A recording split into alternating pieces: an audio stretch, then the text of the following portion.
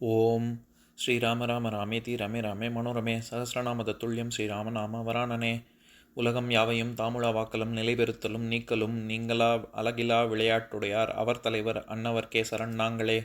எத்திர எத்திர ரகுநாத கீர்த்தனம் தத்திர தத்திர கிருத்தமாஸ்தகாஞ்சலிம் வாஷ்பவாரி பரிபூர்ணலோச்சனம் மாருதிம் நமது ராட்சசாந்தகம். அஞ்சிலே ஒன்று பெற்றான் அஞ்சிலே ஒன்றை தாவி அஞ்சிலே ஒன்று ஆறாக ஆரியர்க்காக ஏகி அஞ்சிலே ஒன்று பெற்ற அணங்கை கண்டு அயலாரூரில் அஞ்சிலே ஒன்றை வைத்தான் அவன் எம்மை அழித்துக் காப்பான். இன்னைக்கு நம்ம கம்பராமாயணத்துல பாலகாண்டத்துல மிகை பாடல்கள்ல கையடை படலத்துல 2வது பாடல் பார்க்க போறோம். அரியணை மிசைதனில் அழகு மன்றினில் புரிதவம் மிகு பத பொற்பின் நீடருள் அரசர்கள் முடிபடி அணைய அம்புனின் உரைபொடி மலைக்குவை ஒப்ப குப்பையோ. இதுதான் பாட்டு. இப்ப பதம் பிரிச்சு பொருள் பார்க்கலாம்.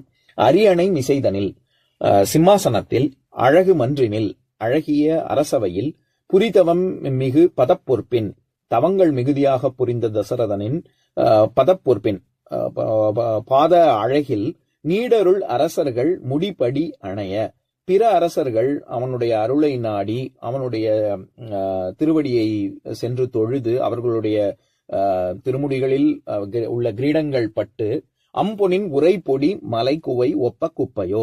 அதனால் அங்கு பொன் குவியல் காணப்படுகிறது. அதாவது பொன் பொடி, நம்ம கோல்டு டஸ்ட்னு சொல்றோம்ல, அந்த மாதிரி பொன் பொடி மலை குவை ஒப்ப குப்பையோ, மலை போன்று மிகுதியாக குவியல் காணப்படுகிறது. இப்ப நம்ம இந்த பாட்டுல இருக்கக்கூடிய நயங்களை பார்க்கலாம். அரியணை, அரினாலே சிம்மம், அரிமான்னா சிங்கம்னு அர்த்தம். அதனால அரினா சிங்கம், அணைனா ஆசனம். அதனால அரியணைனா சிம்மாசனம், சிங்காதனம், அரியணை இதெல்லாம் ஒண்ணுதான். மிசைதனில், மிசைன்னா மீதுன்னு அர்த்தம். அதனால அரியணை மிசைதனில் அப்படின்னா சிம்மாசனத்தில் அப்படின்னு அர்த்தம். அழகு மன்றினில், மன்றம் அப்படின்னாலே நம்ம நீதிமன்றம் வழக்காடு மன்றம்லாம் சொல்றோம்ல, அந்த மன்றம் அப்படிங்கிறது இந்த இடத்துல அரசவையை குறிக்குது. அழகிய அரசவையில் புரிதவம் மிகு பத பொறுப்பின், இந்த இடத்துல பொறுப்பு அப்படின்னா பொலிவு, பொறுப்பு பொலிவு அப்படின்னு தொல்காப்பியத்துல நூற்பாவே இருக்கு. பொறுப்பு தான் பொலிவு அப்படின்னு. ஆனா இந்த இடத்துல நம்ம பத பொறுப்பின் அப்படின்னா தசரதனுடைய பாதங்கள் ரொம்ப அழகாக இருக்கு அப்படின்னு அப்படி நேரடியா அர்த்தம் பண்ணக்கூடாது. இந்த இடத்துல பொலிவுங்கிறது அகத்த அழக குறிக்குது. அதை வச்சு நம்ம ஏற்கனவே கம்பராமாயணத்துல 90வது பாடல் பார்த்திருக்கோம். அதை படிக்கிறேன் கேளுங்க.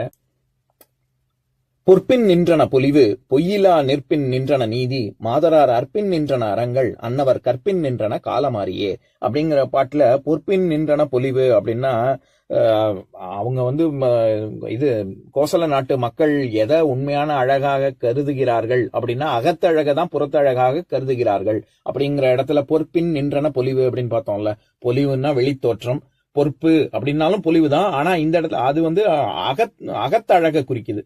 அந்த மாதிரிதான் இங்கேயும் பொறுப்புங்கிறது அகத்தழகு. ஏன்னா பாதம் எப்பேற்பட்ட பாதம்னா அதை தொழுதால் என்ன காரியம் நம்ம நினைச்சோமோ அது நடக்கும், மற்ற அரசர்களுக்கு எல்லாம் தோதாக அமையும் அப்படிங்கிறதுனால பதப்பொறுப்பின் அப்படின்னு சொல்றாரு.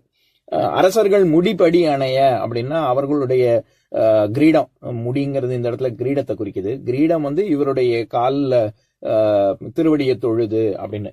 இதுவும் நம்ம ஏற்கனவே பார்த்ததுதான். 175வது பாட்டுல அதையும் படிக்கிறேன் கேளுங்க.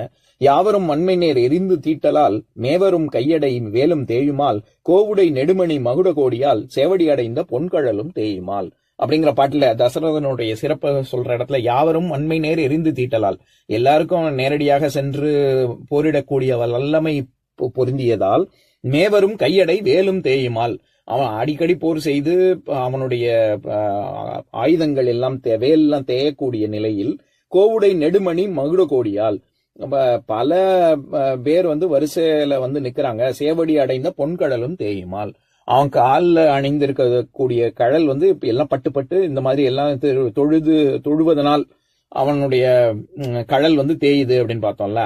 அதே மாதிரிதான் இந்த பாட்டிலையும் என்ன சொல்றாங்க, அரசர்கள் முடிபடி அணைய அவங்க தொழுவதனால் அங்க அவங்களோட கிரீடம் படுது இல்ல அவனுடைய திருவடி கிட்டக்க, அதனால பொன்னின், இந்த இடத்துல பொன் அப்படிங்கிறது பொன்னின் அப்படிங்கிறது பொன்னின் அப்படின்னு இடை குறைந்து வந்திருக்கு. நான் எப்பவும் சொல்ற உதாரணம் தான்.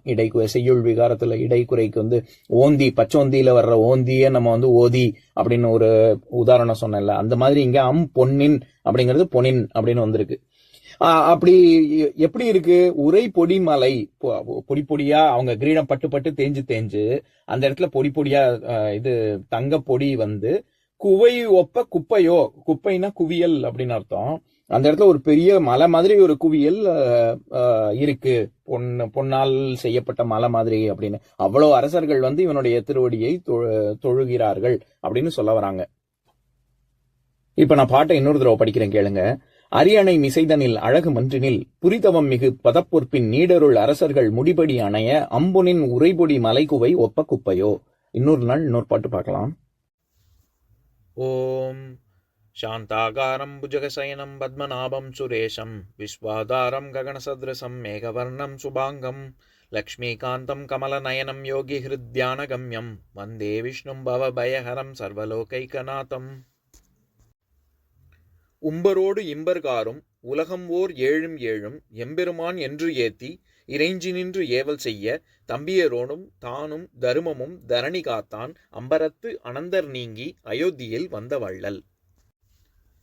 ஓம் பூர்ணமத பூர்ணமிதம் பூர்ணாத் பூர்ணமுதஸ்யதே பூர்ணஸ்ய பூர்ணமாதாய பூர்ணமேவாவசிஷ்யதே. ஓம் சாந்தி சாந்தி சாந்திஹி. ஓம் சர்வேஷாம் ஸ்வஸ்திர்பவது சர்வேஷாம் சாந்திர்பவது சர்வேஷாம் பூர்ணம் பவது சர்வேஷாம் மங்களம் பவது.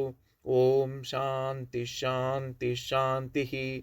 ஓம் சர்வே பவந்து சுகினஹ சர்வே சந்து நிராமயாஹ சர்வே பத்ராணி பஷ்யந்து மா கஷ்சித் துக்கபாக் பவேத். ஓம் சாந்தி சாந்தி சாந்திஹி.